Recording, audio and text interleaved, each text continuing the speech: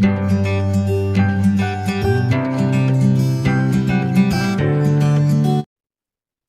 Friends, आपका मेरे channel में स्वागत है। आज हम करेंगे कोऑर्डिनेटिंग। कोऑर्डिनेटिंग का मीनिंग क्या है, इसका डेफिनेशन क्या है और इसके इम्पोर्टेंस क्या है। कोऑर्डिनेशन ये एक फंक्शन ऑफ मैनेजमेंट है।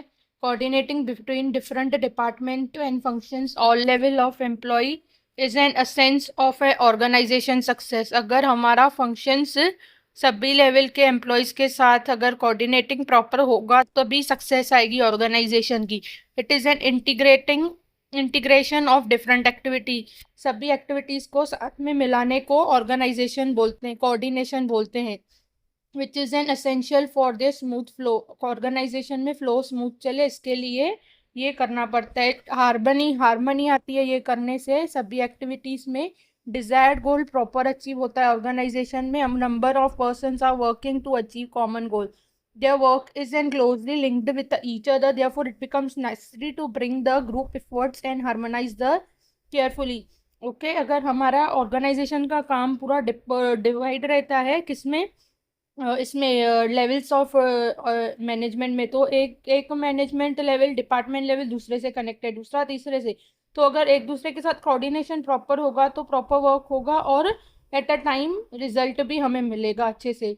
therefore it becomes necessary to bring together group efforts and harmonize carefully। तो हमें क्या करना है, सभी के ग्रुप एफर्ट्स साथ में लाने हैं और हार्मोनाइज करना है केयरफुली, जैसे ऑर्गेनाइजेशन में हार्मनी मेंटेन रहे।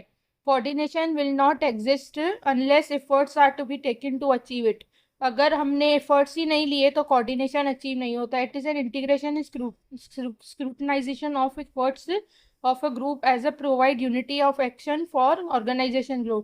स्क्रूटनाइज करना और इंटीग्रेशन करना, मेन काम इसका होता है साथ में लाना और उनको साथ में काम करवाना, यूनिटी प्रोवाइड करना, जैसे कि ऑर्गेनाइजेशन के गोल अचीव हो। Hidden force which beans all function of management together. Hidden force है जिसके वजह से सब फंक्शंस ऑफ मैनेजमेंट एक दूसरे के साथ कनेक्टेड रहते हैं। अभी डेफिनेशंस में हेनरी फियोल ने क्या डिफाइन किया है, to coordinate is a harmonizing of all activity a concern to facilitate its working and its success। Success और वर्किंग प्रॉपर ऑर्गेनाइजेशन की चाहिए तो हमें कोऑर्डिनेटिंग करनी पड़ेगी। और कोऑर्डिनेट करना मतलब हर किसी लेवल पे हार्मनी मेंटेन करना। हेनरी फियोल ऐसे बोलता है कोऑर्डिनेटिंग का मतलब। Working and its success. Okay, importance of coordinating. Need for coordination arise out of the fact different elements and efforts of an organization are to be harmonized and unified.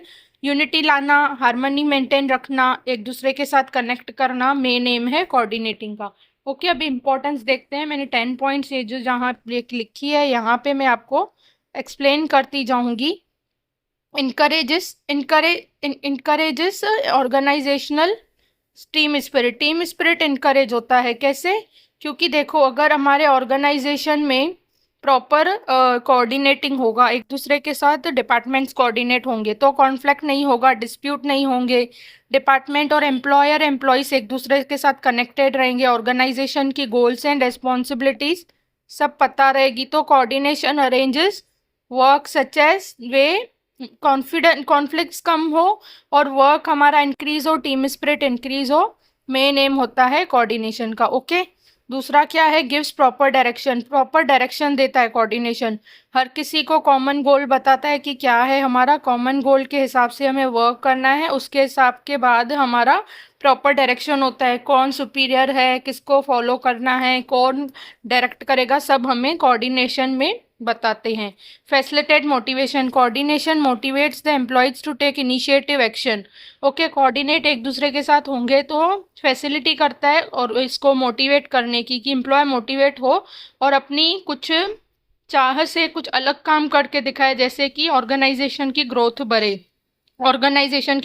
अगर उसको motivation कैसे मिलेगी employees को, हम job set security देंगे, higher income देंगे, promotions देंगे, incentives देंगे, मॉनिटरी नॉन मॉनिटरी इंसेंटिव्स देंगे, तो क्या होगा, उनकी ये बढ़ेगी, मोटिवेशन बढ़ेगी। जैसे कि हमने उसको बताया कि आपकी जॉब सिक्योर है, या तो उसे हमें प्रमोशन दे दिया, रिवार्ड दे दिया, जॉब सिक्योरिटी बता दी, तो हार्डवर्क करने के लिए एम्प्लॉयर रेडी रहता है और मोटिवेटेड रहता है। Optimum utilization of resources, manager try to indicate all resources systematically, मतलब एक दूसरे के साथ इंटीग्रेटेड होंगे, कनेक्टेड होंगे, कोऑर्डिनेटेड होंगे तो रिसोर्सेज प्रॉपरली यूज होंगे और वेस्टेजेस कम होगी, कंट्रोल प्रॉपर रहेगा वर्क और कॉस्ट पे भी। Okay, achieve organizational objective, coordination proper होगा, वेस्टेजेस कम होंगे, यूटिलाइजेशन प्रॉपर होगा, स्मूथ वर्किंग होगा ऑर्गेनाइजेशन के, तो ऑब्जेक्टिव भी अचीव प्रॉपर वे में हो जाएंगे।